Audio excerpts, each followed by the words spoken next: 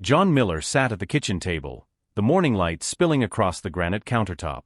A folded electric bill lay between him and his son-in-law, Adam, who pushed it forward with a greasy finger. $450, Adam said sharply. You trying to heat the whole city, or what? His tone carried that same lazy arrogance John had learned to hate. The number on the paper meant little to John. He'd been paying that bill, and every other one, for 5 long years. But the disrespect behind Adam's voice, it cut deep. I pay that bill, John said quietly. I've told you before. It's not about the money, Adam replied, smirking. It's the principle. John almost laughed. Principle? He asked. You've lived here rent-free since the day you lost your job. But before he could continue, the sound of footsteps came from the hall. His daughter Emily entered, drying her hands with one of the old kitchen towels his late wife used to love. She saw the paper on the table, saw Adam's look, and, like always, took her husband's side. Dad, he's right, she said softly. We all need to be more careful. John looked at her, his little girl who once begged him to read bedtime stories. Now she stood there in a designer workout outfit that probably cost more than the entire month's groceries. Emily, he said, trying to keep his patience, I've paid every bill in this house since you moved in. The power, the insurance, the food, everything. The mention of everything hung heavy in the air. This was the house he'd built with his wife before she passed away. The same kitchen that once smelled of Sunday dinners now smelled like anger. Adam leaned back, crossing his arms. Don't pull the sympathy card, John, he said coldly. We're a family, not your employees. A family? John replied. Then maybe act like one. He could feel his chest tighten as Emily turned toward him again. We're just asking for respect, Dad, she said. You make us feel like children. John shook his head. Respect goes both ways, sweetheart. But she didn't look at him like a daughter anymore. She looked at him like a problem she needed to fix. Enough. Emily snapped suddenly. The softness vanished from her voice. We've decided things have to change around here. Adam gave a small, smug smile beside her. Oh. John said quietly. What kind of change? Emily straightened her shoulders. You need to start contributing properly, Dad. We've done the math. With utilities and space, a fair rent in this area is $5,000 a month. For a moment, John just stared at her. You want me, he said slowly, to pay rent in my own house? Emily didn't blink. Yes, Dad, she said coldly. You live here, you pay your way. That's how the world works now. John stared at her as if he was seeing a stranger. Emily, I built this house with my own hands. I paid it off years ago. It's mine. Adam chuckled under his breath. You old folks and your papers. A house belongs to the people who make it a home, not the one with his name on a document. John's hands trembled slightly, not from fear but from disbelief. You're asking me for rent in a house I gave you shelter in. Is this a joke? Emily crossed her arms. No, Dad. It's time you understand boundaries. Boundaries. John repeated, his voice low. When your mother died, I took you in. You were both broke, crying on my doorstep. That was 5 years ago, Emily said sharply. We've grown since then. Grown. John said with a bitter laugh. Into what, exactly? Parasites. Don't talk to her like that. Adam barked. I'll talk however I like in my home, John shot back. It's not your home. Emily shouted, slamming her hand on the table. Not anymore. You just live here. And if you can't pay, you can leave. The kitchen went silent except for the humming of the refrigerator. John looked at his daughter, the woman who once called him her hero. So that's it, he said quietly. After everything I've done, you'd throw me out like a stranger? Don't make this dramatic, Dad, Emily said. We just can't carry you anymore. Carry me, he repeated softly. You haven't paid a single bill. Adam smirked. Look, old man, it's simple. Pay $5,000 by the first or pack your bags. John felt the ground shift beneath him, but he didn't argue. He just nodded once. All right, he said. If that's what you want. Emily blinked, confused by his calm. You understand? I do, John said quietly. You want me to pay or get out. You've made your choice clear. He stood slowly, his chair scraping against the floor. Where are you going? Emily demanded. To my room, he said. To think. As he walked away, Adam muttered, see? He knows we mean business. John shut his bedroom door behind him, the click of the lock echoing like a gunshot. In the silence, he sat on the edge of his bed, staring at the framed photo of his late wife. Well, darling, he whispered, you were right. She married a leech. And now she's become one too. John reached for the small safe hidden behind his old boots. He turned the dial slowly, 10/22/75, their wedding date. Inside lay a leather folder, thick with papers. He opened it carefully. The Miller Family Irrevocable Trust, it read. His late wife, Clara, had prepared it years ago when illness loomed over her. She'd warned him this day might come. She had moved the house into a trust with him as trustee and their son, David, as beneficiary. Emily had no claim, no right, no power. John smiled faintly. You saved us, Clara, he whispered. Even from our own daughter. John sat quietly on the bed, the leather folder open beside him. The shock had worn off, replaced by a clear, cold calm. He thought about all the nights he'd fixed their sink, paid their bills, and cooked their dinners. They had mistaken kindness for weakness. He picked up his phone and scrolled through his contacts until he found the name Henderson. His old lawyer. He hesitated only for a second before pressing call. Mr. Henderson, he said when the line clicked. It's John Miller. I need to activate the trust. I want to sell the Austin property, immediately. Sell the house. Henderson's voice came, surprised. John, are you sure? That's your residence. Not anymore, John said firmly. I've been told to pay rent or get out. So I'm getting out. The lawyer sighed, realizing this wasn't a conversation to argue. Understood.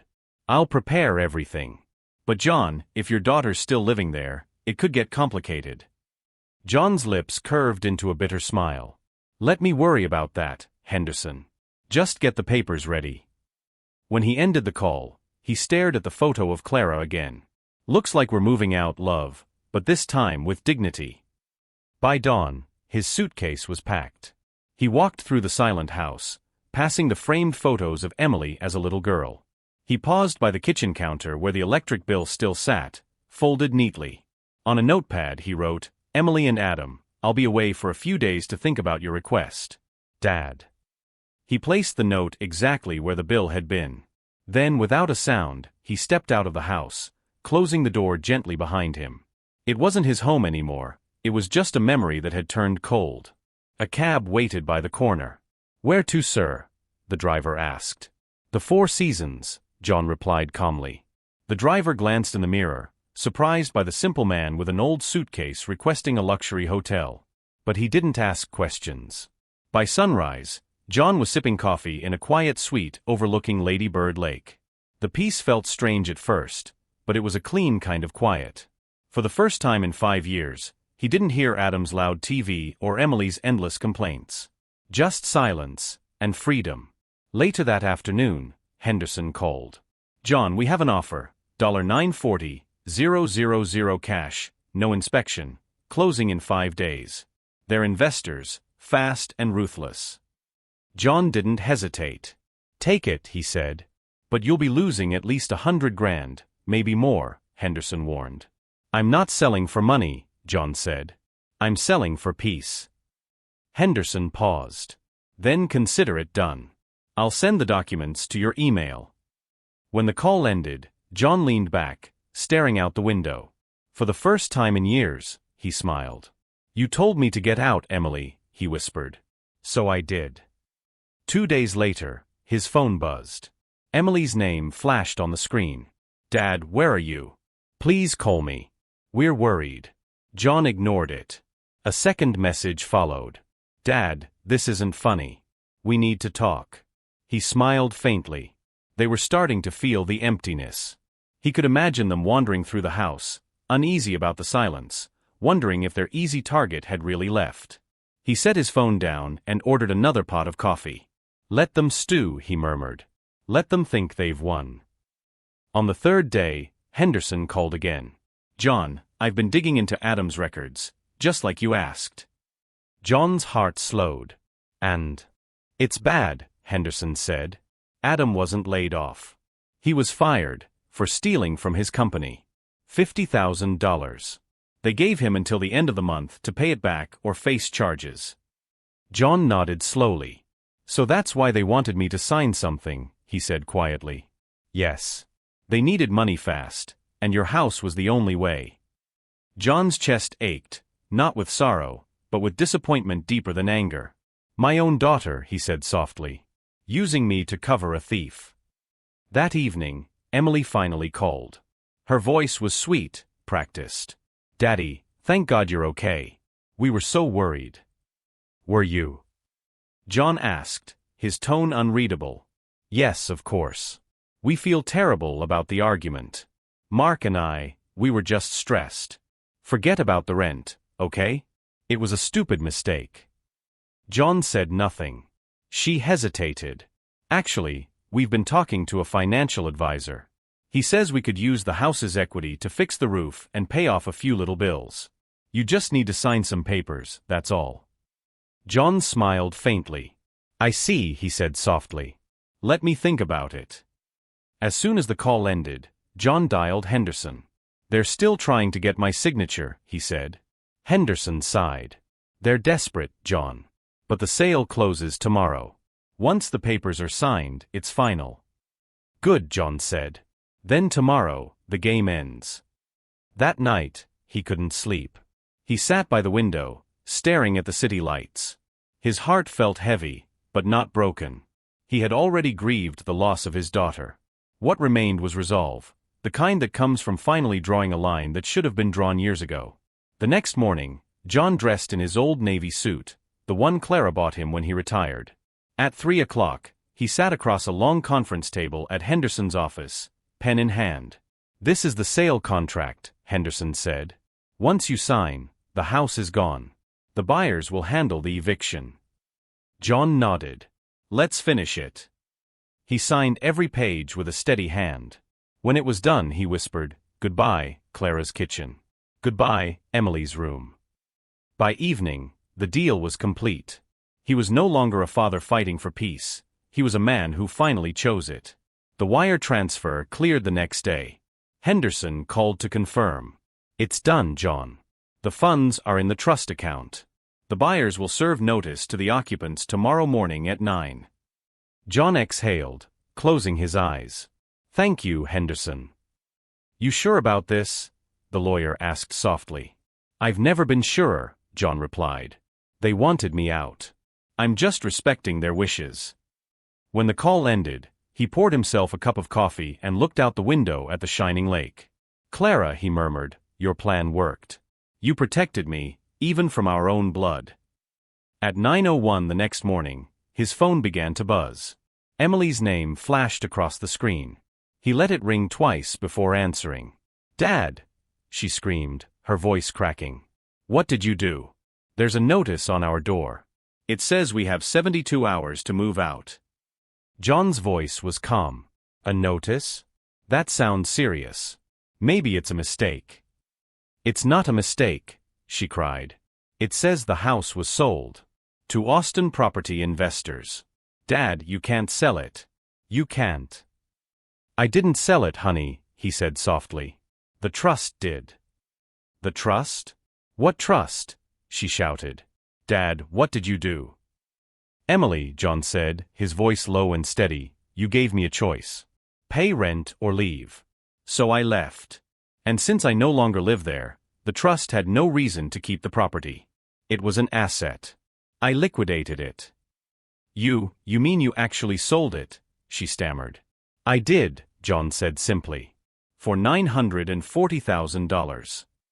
On the other end, there was a gasp, followed by a loud crash. It sounded like something breaking, maybe a vase, maybe her heart. You monster. Emily screamed. How could you do this to your own daughter? John's tone never changed. You stopped being my daughter when you told me to get out. There was silence, broken only by ragged breathing. Then Adam's voice came on the line, full of fury. "You can't do this, old man. We'll sue you." "On what grounds?" John asked. "You never paid rent. You never had a lease.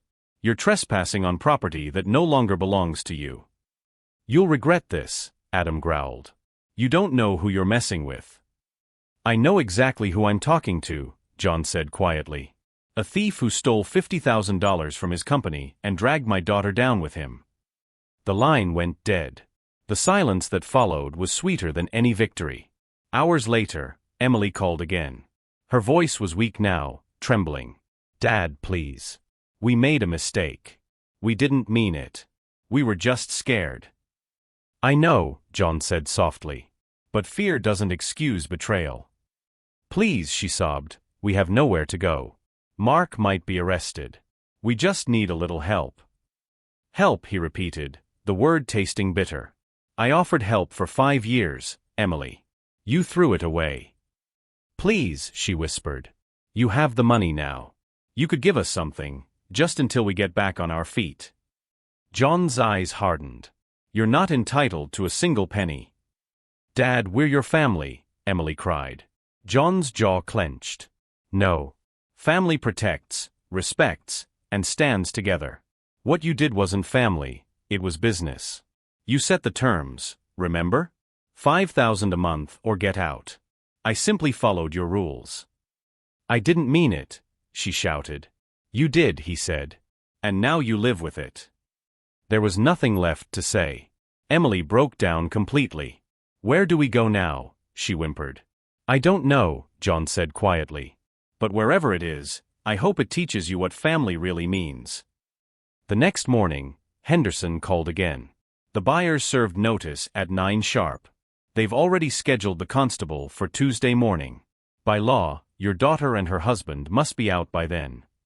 John nodded slowly. 3 days, he said. "That's fast." "They don't waste time," Henderson replied. "Investors like these move quickly." John thanked him again and hung up. He sat back in his chair, feeling a strange emptiness. It wasn't joy, exactly. It was release, the quiet peace that comes after years of noise finally end.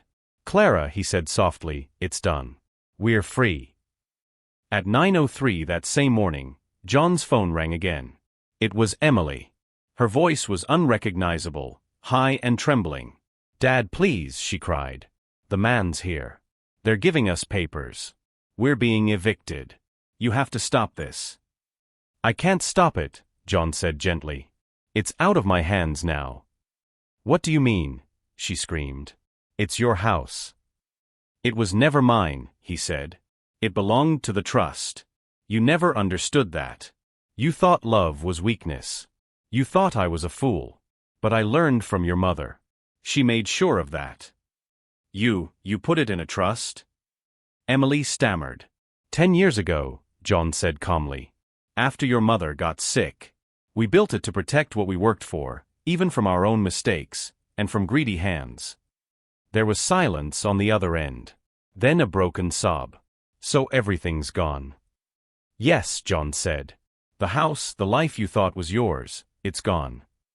"You hate me," Emily whispered. John's throat tightened, but his voice stayed firm. "No, Emily. I don't hate you. I just don't recognize you anymore." He ended the call and set the phone down.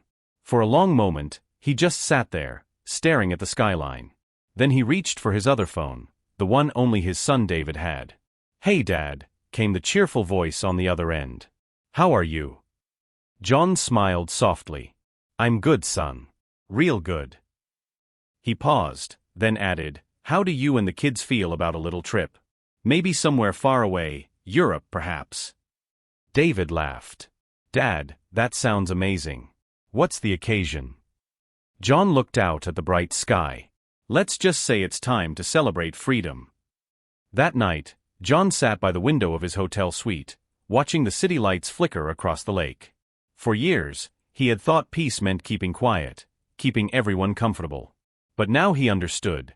Peace sometimes meant closing the door. The phone on the table was silent, but he knew it wouldn't stay that way for long. He poured himself a cup of coffee and whispered to the photo of his wife beside him. "You were right again, Clara.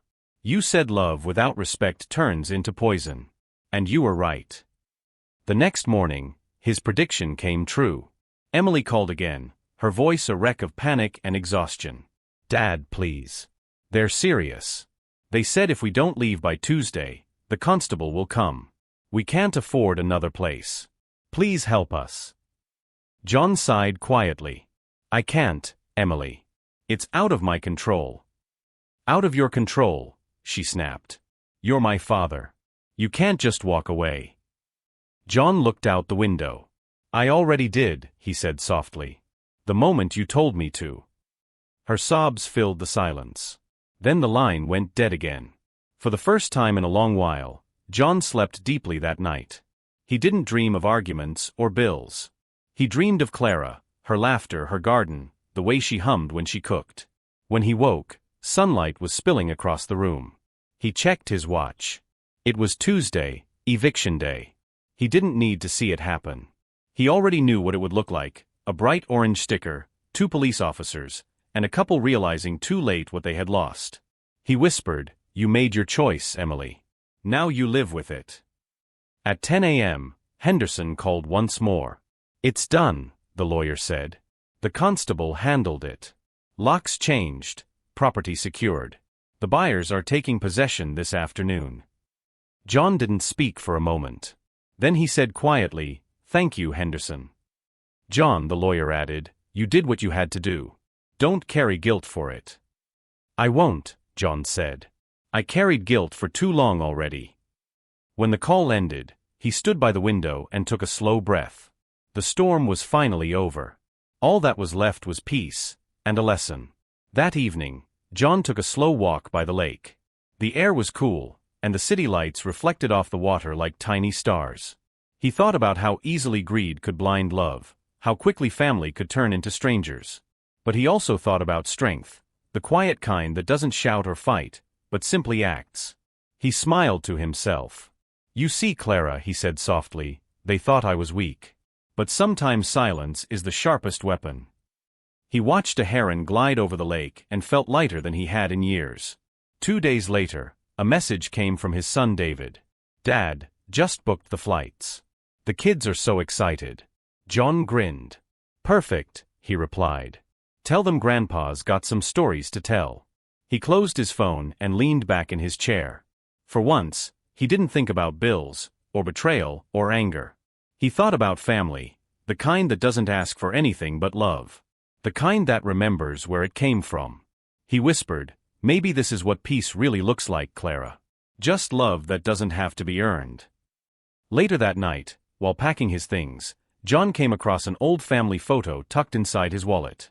It was Emily's 6th birthday, her hair in messy pigtails, cake icing on her cheeks, Clara standing behind her, smiling. His chest tightened, but he didn't feel regret. He felt closure. "You grew up, Emily," he murmured, "but you forgot what mattered. I hope one day you remember." He folded the photo gently and placed it back in his wallet. Not as a wound, but as a memory. Some lessons, he thought, must be learned the hard way. On the flight to London that weekend, John sat by the window, the clouds glowing gold beneath the morning sun.